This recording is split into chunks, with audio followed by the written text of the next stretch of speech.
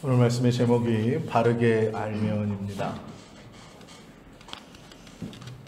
제가 한번 말씀드린 것 같은데요. 중국의 송나라의 사람 중 사마광이라는 사람이 있었습니다. 나중에는 재상이 되는데요.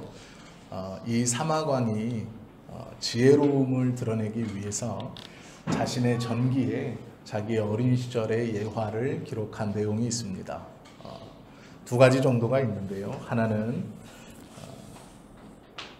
4살 정도의 동네의 아이들과 새끼줄로 만든 공놀이를 하다가 그 공이 오래된 큰 고목나무 밑둥이 썩어 있는 그 나무 속에 들어간 겁니다. 4살, 5살 그만한 아이들이 새끼줄로 만든 공을 차고 놀다 그것이 고목나무 안으로 들어가자 아이들은 저마다 팔을 집어넣기도 하고 주변에서 자기 팔보다 조금 더 긴 막대기를 구해와서 그 안에 넣고 휙휙 휘저어보기도 했습니다. 그런데 문제는 그 공이 빠지지 않는 겁니다. 그때 사마광이 부엌으로 달려가 큰 대접을 하나 가지고 와서 우물애가 그 우물물을 대접에 담아 그 나무 옹이에 붓기 시작했고 물이 차 올라오자 새끼줄로 만든 공이 떠올라 그걸 건졌다는 이야기를 자기의 그런 전기에 스스로 적고 있습니다. 두 번째는 6살 정도 되었을 때 그 아이들과 함께 놀다가 한 아이가 큰 독에 빠집니다.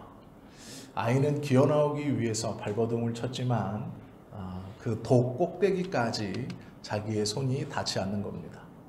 안에서는 무섭고 두려우니 울기 시작했고 밖에서는 아무리 뛰고 이 큰 독을 흔들어도 꿈쩍도 하지 않았습니다. 하나 둘 우는 아이들이 늘어나고 있을 때 이 사마광이 밖으로 나가 자기의 머리통만한 돌을 들고 와서 그 독 밑둥을 내리쳤습니다. 그리고 독이 깨졌고 그 깨진 공간으로 안에 갇혀있던 아이가 나왔다 라는 이야기를 자기 스스로 자기의 전기에 적고 있습니다.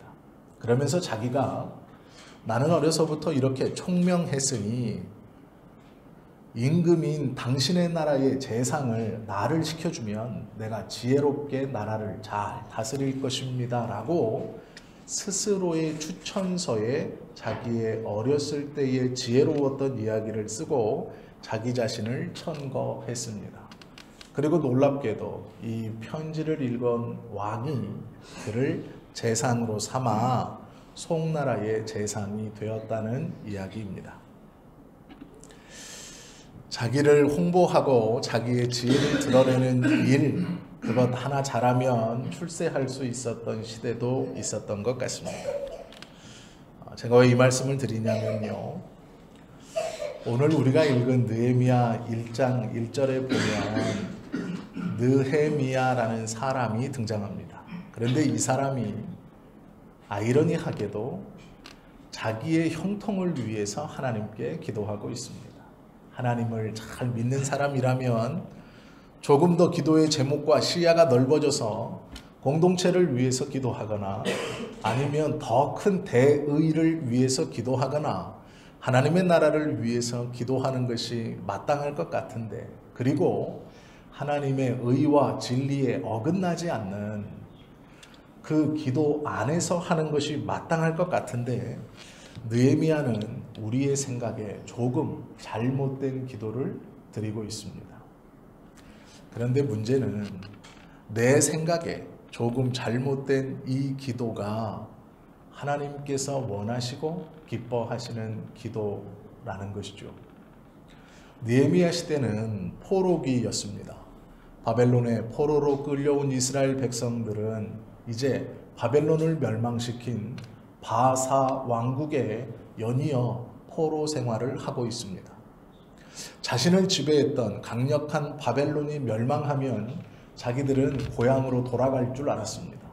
그런데 그렇지 못하고 그 바벨론을 멸망시키고 들어선 바사 왕국에 여전히 포로로 종으로 살아가고 있습니다. 그 상황 속에서 느헤미야가 하나님 앞에 기도하기를, 하나님, 바사 왕에게 내가 은혜를 입을 수 있도록 도와주십시오 라는 기도입니다. 가만히 생각해 보면 이스라엘 사람들 입장에서는 너무나 이기적이고 말도 되지 않는 기도입니다. 자신의 국가를 해방시켜 달라고 기도하거나 아니면 고통받고 탄압받고 있는 이스라엘 민족이 조금 더 잘 살고 좋은 처우를 받을 수 있기 위해서 기도하는 것이 마땅할 것 같지만 느헤미야의 기도는 전혀 다릅니다. 물론 그가 이스라엘 백성들을 위해서 기도하지 않은 것은 아닙니다. 그러나 그의 기도를 잘 들어보면 이렇게 기도하는 것이죠. 일본이 우리나라를 지배할 때 그 일본 황궁에서 일하는 조선 사람이 내가 일본 천황에게 은혜를 입어 출세할 수 있도록 도와주십시오 라고 하나님 앞에 기도하고 있는 꼴입니다. 제가 언젠가 이 말씀을 한번 드린 기억이 있습니다. 누가 들어도 어떻게 아무리 좋게 생각하려고 해도 그것은 믿는 자의 기도가 아닌 것 같습니다. 오늘 느헤미야도 마찬가지입니다. 느헤미야는 수산궁에 있었다라고 말합니다. 바사의 왕이 뜨거운 여름을 보내기 위해 머물렀던 1년에 한 4개월에서 3개월 정도 머물렀던 여러 궁전 중 하나인 수산궁. 특별히 이 수산궁은 이 궁 주변이 물로 뒤덮여 한여름에도 시원했다라는 이야기가 있습니다. 그 수산궁에서 일하는 관료였습니다. 아마 3, 4개월 정도 머물다 가는 이 바사왕이 편안하게 머물도록 어떠한 일을 담당한 것은 같습니다. 그러나 정확한 명칭은 기록되어 있지 않습니다. 포로였기 때문에 중직에 있지는 못했을 것이고 아마 말단 정도 시설 관리를 했거나 어떠한 궁의 일부 문지기를 했거나 아니면 그 수산궁에서 들락날락거리는 과일이나 음료 아니면 짐승들을 돌보았던 일 중 하나를 했을 겁니다. 보통 그 당시에 포로들이 상대방의 왕을 위해서 봉사한다라고 하면 그 정도의 일이었습니다. 즉 허드렛 일을 했었을 것을 짐작할 수 있죠. 그가 11절에 무엇이라 기도하냐면 자신의 길을 형통하게 하사 바사 왕에게 은혜를 입게 해 주십시오라고 기도합니다. 앞뒤를 모르고 여기까지 설명을 들으면 참 이기적이고 기회주의적이고 자신의 민족이 어떻게 되든 자기가 출세하고 잘 먹고 잘 사는 것이 다인 사람인 것처럼 보여집니다. 그런데 문제는 이 느헤미야의 기도는 지금 자기의 상황만 보고 기도한 것이 아닙니다. 느헤미야가 왜 이렇게 기도했느냐? 그것을 보려면 예레미야로 올라가야 합니다. 느헤미야보다 먼저 있었던 예레미야가 하나님 앞에 응답을 받습니다. 그리고 하나님께서 내려주신 말씀을 이스라엘 백성들에게 선언합니다. 그 내용이 예레미야 29장 4절에서 7절까지입니다. 만군의 여호와 이스라엘의 하나님께서 예루살렘에서 바벨론으로 사로잡혀 가게 한 모든 포로에게 이와 같이 말씀하시니라. 너희는 집을 짓고 거기에 살며 텃밭을 만들고 그 열매를 먹으라. 아내를 맞이하여 자녀를 낳으며 너의 아들이 아내를 맞이하며 너의 딸이 남편을 맞아 그들로 자녀를 낳게 하여 너희가 거기에서 번성하고 줄어들지 아니하게 하라. 너희는 내가 사로잡혀 가게 한 그 성읍의 평안을 구하고 그를 위하여 여호와께 기도하라. 이는 그 성읍이 평안함으로 너희도 평안할 것임이라 라는 말씀입니다. 즉 느헤미야 전에 있었던 하나님의 사람이라는 예레미야가 이스라엘 백성들, 바벨론의 포로로 끌려온 이스라엘 백성들에게 무엇이라고 말하냐면 그곳에 가서 집을 짓고 농사를 짓고 살 준비를 해라. 너희는 결혼할 것이고 자녀를 낳아라. 그리고 그 자녀들도 거기서 결혼할 것이고 잘 먹고 잘 살아야 한다. 생육하고 번성하여 인구의 감소함을 막아라. 그리고 또한 너희를 지배하는 그 나라가 평안하기를 기도해라. 그래야 너희도 평안할 것이다. 이야기해 주셨다라는 것이죠. 이스라엘 백성 입장에서는 이해할 수 없는 예레미야의 말입니다. 그러나 문제는 이 말이 예레미야의 말이 아니고 하나님께서 예레미야를 통하여 이스라엘에게 선언해 주신 말씀이라는 것에 문제가 있습니다. 어떠한 민족이 포로 생활을 반겨하고 즐겨하고 자기를 지배하는 민족의 평안을 위해서 기도할 수 있겠습니까? 어떠한 사람이 자기를 억제하고 자기의 것을 빼앗고 착취하는 사람의 평안을 위해서 기도할 수 있겠습니까? 우리는 조금만 자존심이 상해도 그렇게 하지 못합니다. 얼굴에서 표가 나고 말이 달라지고 행동이 달라지죠. 그런데 하나님께서 놀랍게도 너희를 압제하고 나라를 멸망시킨 그 나라를 위해서 기도하고 평안을 기도하며 그곳에서 살아남을 수 있도록 노력하라 라고 말합니다. 이유는 한 가지죠. 하나님께서 정하신 포로의 기간은 70년이기 때문에 그렇습니다. 이 70년의 기간 안에 아무리 너희가 독립을 하려고 노력을 해도 그 나라를 멸망시키려고 노력을 해도 되지 않는다라는 말씀입니다. 내가 정한 너희의 죄를 속량하는 기간은 70년이니 그 70년 동안을 살아남으라 말씀하고 있다라는 것이죠. 바벨론의 포로로 살아야 할 예루살렘 거민을 향해 그곳에서 집을 짓고 농사를 짓고 자녀를 양육하고 그 자녀가 결혼하는 것까지도 각오하고 또한 거기서 살아가는 것뿐 아니라 그 압제하는 나라의 평안을 구하라 말씀합니다. 하나님께서 말씀하신 포로의 기간 70년 안에는 회복될 수 없기 때문에 그렇습니다. 우리가 성경에서 가만히 보면 믿음이 좋다고 하는 여러 믿음의 선진들 중 한 그룹이 있습니다. 다니엘과 세 친구들입니다. 사드락과 메삭과 아벳느고라는 이름을 가지고 관직에 나갔던 사람들입니다. 이 다니엘의 세 친구는 바벨론 왕을 위해서 봉사했습니다. 왜 그랬을까요? 그들이 어렸기 때문에 아닙니다. 다니엘의 신앙 고백을 들으면 참으로 놀랍죠. 세 친구의 신앙 고백을 들어도 참으로 놀랍습니다. 극렬히 타는 풀무불 가운데서 우리를 건져주실 것이고 만일 그리 아니하실지라도 우리는 황제의 신상에 절할 수 없습니다 라고 고백했던 이들의 신앙은 감히 흉내조차 내기 힘든 신앙의 고백입니다. 그러면 이렇게 신앙이 좋고 하나님의 말씀을 붙들고 있고 그분의 뜻이라면 풀무불 가운데 들어가는 것까지도 마다하지 않았던 이들이 왜 바벨론 왕을 위해서 관료로 일하며 생을 마쳤을까요? 그것은 하나님의 말씀 때문입니다.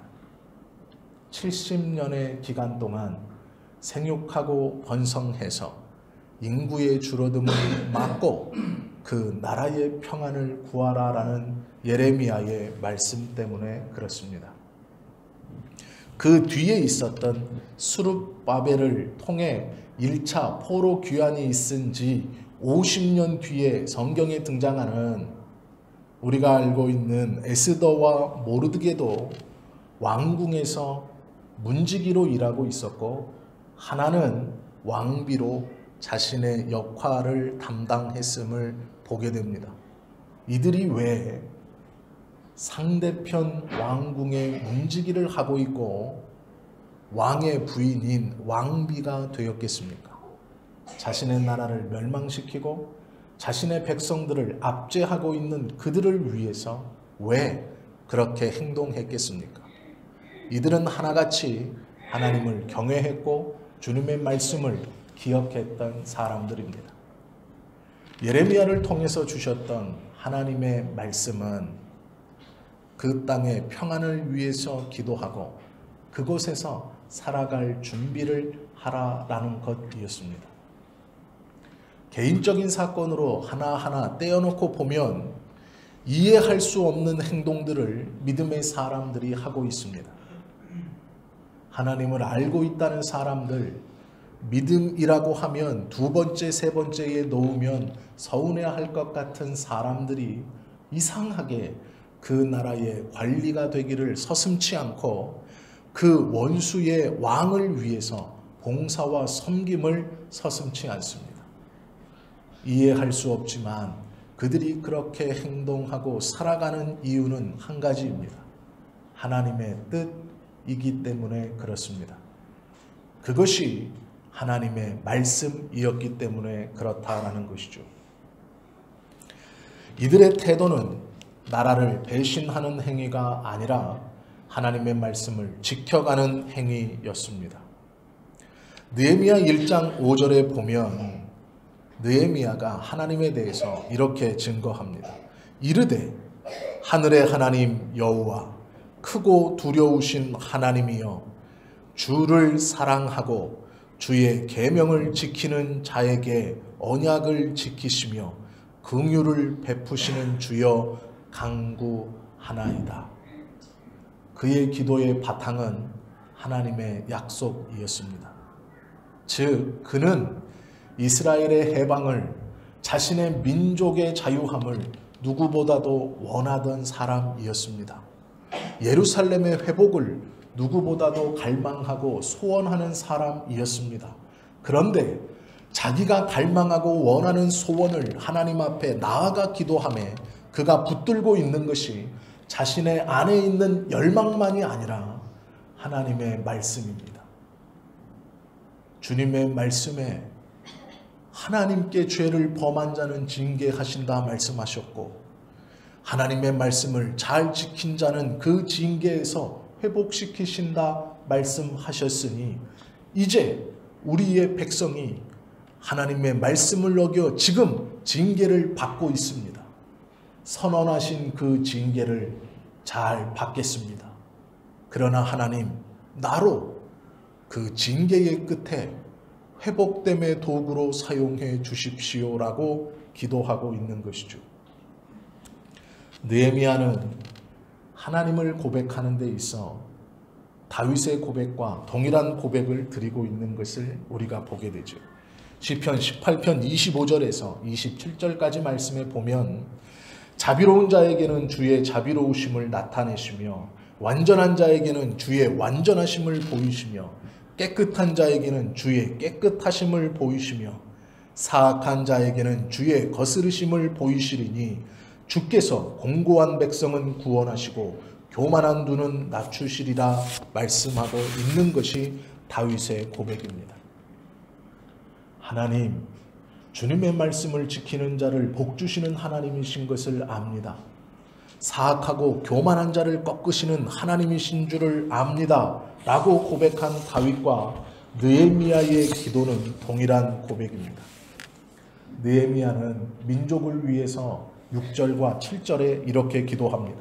이제 종이 주의 종들인 이스라엘 자손을 위하여 주야로 기도하오며 우리 이스라엘 자손이 주께 범죄한 죄들을 자복하오니 주는 귀를 기울이시며 눈을 여시사 종의 기도를 들으시옵소서. 나와 내 아버지의 집이 범죄하여 주를 향하여 크게 악을 행하여 주께서 주의 종 모세에게 명령하신 계명과 율례와 규례를 지키지 아니하였나이다. 그가 이렇게 기도한 이유는 자신의 민족이 바벨론의 포로로 끌려와 그 바벨론이 명하고 그 다음 들어선 바사 왕국 시대에도 독립하지 못하고 여전히 왜 종살이를 하고 있는가입니다.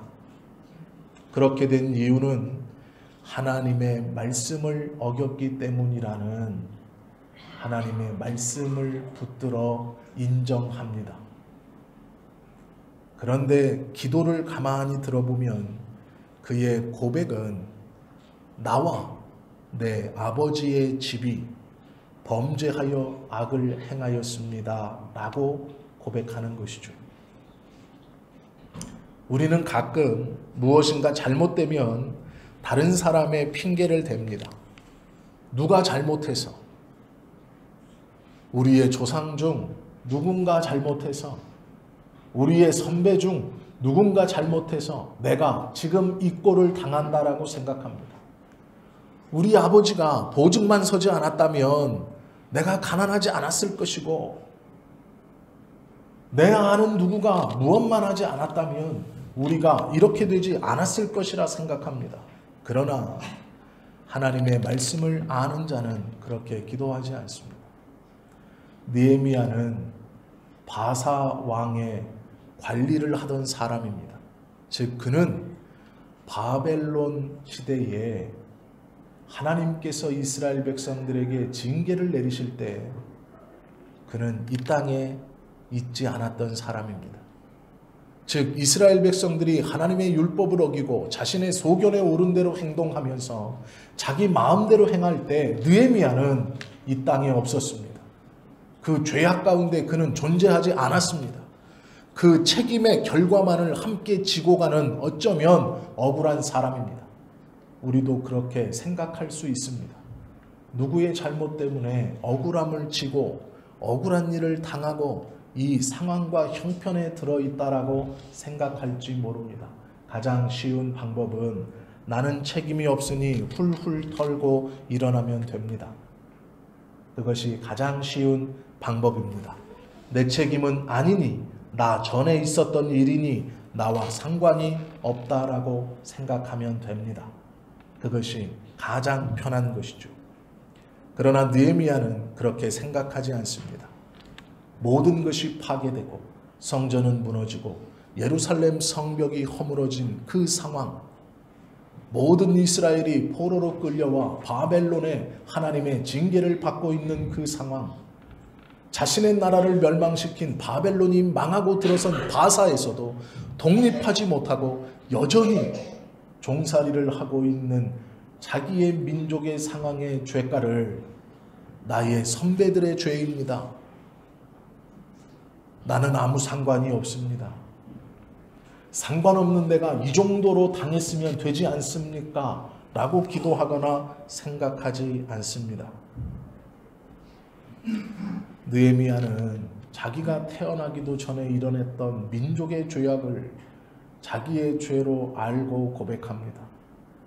하나님, 우리 민족의 죄는 나의 죄입니다. 어떠한 사람을 핑계대거나 어떠한 공동체를 핑계하지 않습니다. 어떠한 사람의 집을 저주하여 그 자리를 벗어나지 않습니다. 도리어 그 이스라엘 공동체의 한 사람으로 자신을 자신의 죄악이라고 고백하며 자복합니다. 이것이 하나님 아버지를 아는 사람들의 기도입니다. 또한 하나님의 말씀을 붙들고 있는 사람들의 회개입니다. 이러한 태도를 주님은 합당하다 여기십니다. 우리는 어떠한 누구도 모세의 자리에 앉아서 율법이라는 것을 무기로 다른 이를 비판하거나 자기는 예외인 듯 변호해서는 안 됩니다. 주님을 안다면 우리가 함께 스스로 겸손하게 자신의 죄를 인정하며 공동체를 돌아보아야 합니다. 한국 교회는 다른 사람을 탓하고 있습니다. 다른 일을 탓하고 있습니다. 우리의 믿음의 선배들이 잘못 가르쳤고 우리의 믿음의 선배들이 잘못 행했고 나는 아무 상관이 없이 이 어려움과 이 모욕을 당한다고 생각합니다. 그렇지 않죠. 우리 교회 또한 마찬가지입니다. 우리 모두가 하나님의 말씀을 붙들 때입니다.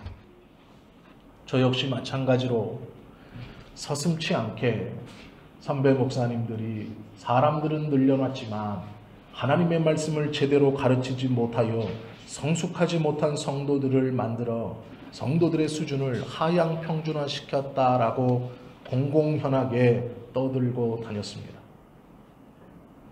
그것이 저희의 교만이고 통회하며 회개하는 모습이어야 할 것입니다. 느헤미야처럼 부복하고 주님 앞에 기도함이 진정 하나님의 말씀을 아는 자의 기도입니다. 하나님의 말씀을 온전히 알 때 하나님의 약속을 기억하게 되는 것이 두 번째입니다. 느헤미야는 하나님의 말씀을 알았습니다. 그의 기도도 하나님의 말씀에서 비롯된 것이고 그가 품는 소망도 하나님의 말씀을 붙들 때 나온 것입니다. 지금은 포로이지만, 지금은 억압받지만, 지금은 고통 가운데 있지만 이 고통의 원인이 하나님의 말씀이고 이 고통에서 해방시켜 주실 것도 하나님의 말씀이라고 하는 것이죠. 느헤미야 1장 8절의 9절은 이렇게 기록합니다. 옛적에 주께서 주의 종 모세에게 명령하여 이르시되 만일 너희가 범죄하면 내가 너희를 여러 나라 가운데에 흩을 것이요 만일 내게로 돌아와 내 계명을 지켜 행하면 너의 쫓긴 자가 하늘 끝에 있을지라도 내가 거기서부터 그들을 모아 내 이름을 두려고 택한 곳에 돌아오게 하리라 하신 말씀을 이제 청하건대 기억하옵소서라고 기도합니다. 느헤미야의 회개는 주님의 말씀을 어겨 그 말씀의 죄악으로 인하여 받는 결과였습니다. 느헤미야는 그것을 받아들입니다. 그리고 회개합니다. 또한 그가 소망을 품음은 하나님의 약속의 말씀입니다. 만일 너희가 회개하여 나의 말을 다시 지키기 시작하면 너희가 땅 끝에 있을지라도 내가 모아 약속한 그 땅에 다시 모아 나를 잘 섬길 수 있도록 하겠다라는 말씀이죠. 느헤미야의 회개도 느헤미야의 소망도 하나님의 약속의 말씀을 붙들고 기도하고 소망을 품고 있다라는 것이죠. 강력한 제국이었던 바벨론을 무너뜨린 더 강력한 제국인 바사, 그 바사의 왕 밑에서 말단 관리를 하고 있던 느헤미야는 분명히 붙들고 알았습니다. 누구도 이길 수 없을 것이라고 말하는 망하지 않을 것 같은 이 바사 왕국의 지배 가운데 있을지라도 우리가 하나님께 돌아가기만 하면 설사 우리가 바사의 지배가 아니라 땅 끝에 있을지라도 우리를 다시 불러 모아 당신의 백성으로 삼아 주신다는 약속을 기억한 것이죠. 그러기에 절망이 아닌 소망을 품을 수 있는 것입니다. 이 말씀은 신명기 28장과 레위기 26장과 동일한 말씀입니다. 죄를 범하면 흩을 것이다. 그러나 회개하고 돌아오면 다시 모을 것이다. 라는 이 말씀을 느헤미야는 붙든 것입니다. 그리고 이 말씀을 기억하고 이 말씀대로 하나님 일하셔야 합니다. 기도하고 있는 것이죠. 그리고 그는 계속해서 기도드립니다. 그것이 10절과 11절입니다. 이들은 주께서 일찍이 큰 권능과 강한 손으로 구속하신 주의 종들이요 주의 백성이니이다.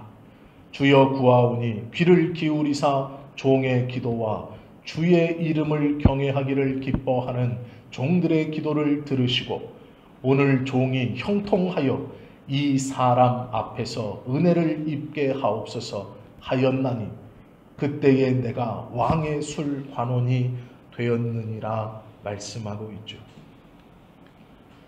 왜 이렇게 기도합니까? 느헤미야는 하나님의 말씀이 무엇인지를 알고 붙들고 있었기 때문에 그랬습니다.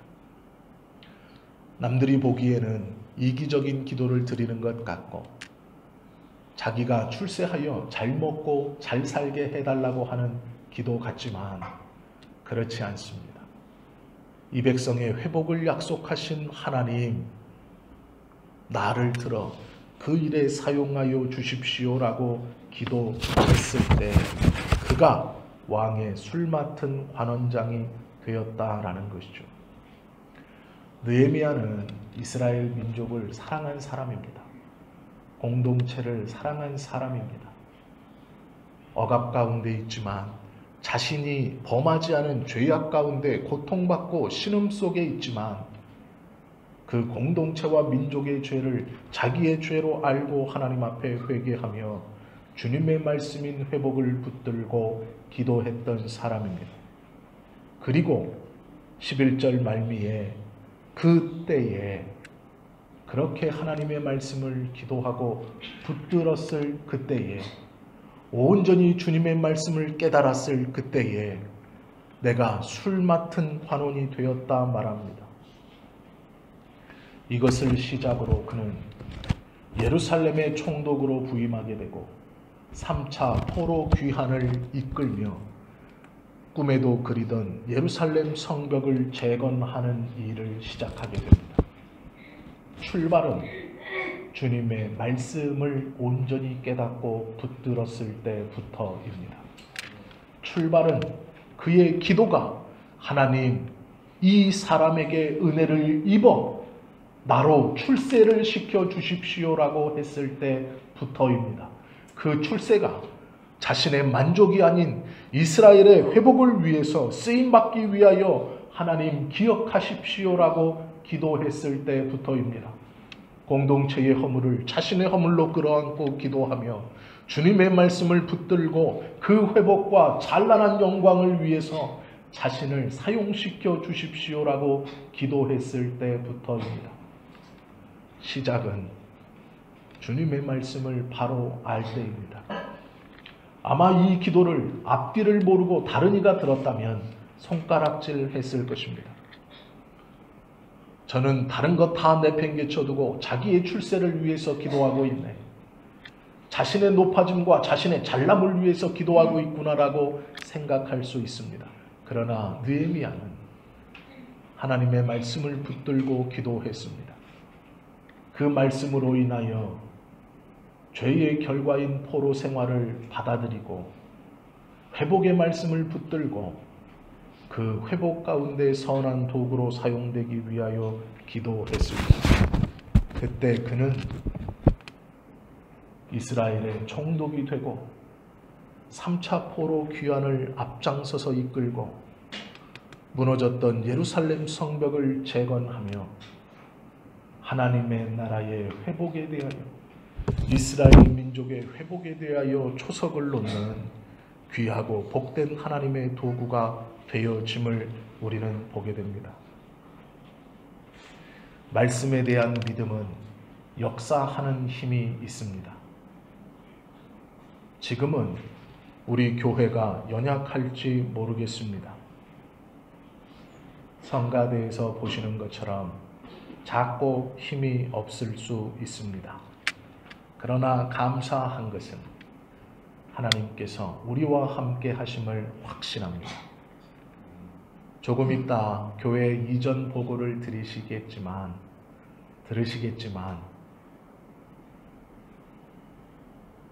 참 이상하게도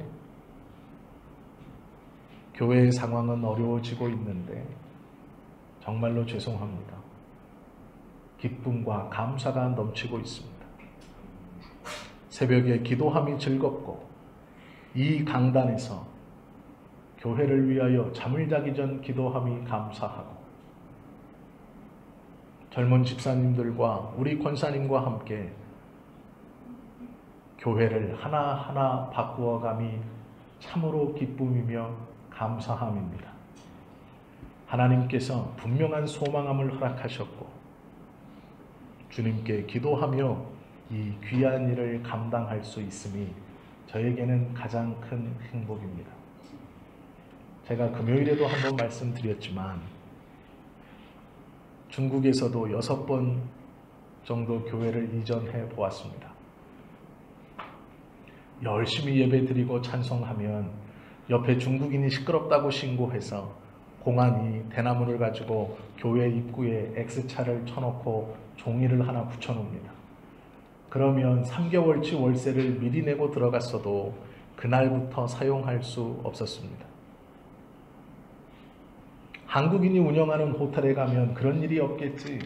신라호텔 소강당을 빌려 예배를 드릴 때 하필이면 그 주일 그 소강당 앞 대강당에서 중국 공안들이 회의를 했습니다. 시끄럽다고 또 쫓겨 나왔습니다. 그때는 아무도 없었습니다. 함께 기도해주고 함께 걱정해주고 함께 염려해주고 함께 손잡아줄 분이 아무도 없었습니다. 오로지 하나님 한 분이었습니다. 그런데 감사한 것은 지금은 함께 기도해줄 장로님이 계시고 권사님이 계시고 우리 성도님들과 집사님들이 계시니 아무것도 두렵지 않습니다. 기쁘고 감사할 뿐입니다. 분명히 자신하고 확신하기는 하나님께서 이것을 통하여 우리 후세대들을 잘 길러내 주실 것이고 우리가 이곳에서 하나님의 나라에 꼭 필요한 귀한 선교와 구제를 감당하는 교회가 될 것임을 확신합니다. 느헤미야와 같이 하나님의 말씀을 붙들고 오늘도 하나님의 뜻 안에서 주님의 공동체와 자기 자신의 신앙을 위해서 기도하며 은혜를 받아 누리는 저와 여러분 되시기를 예수님의 이름으로 축원합니다. 기도하시겠습니다.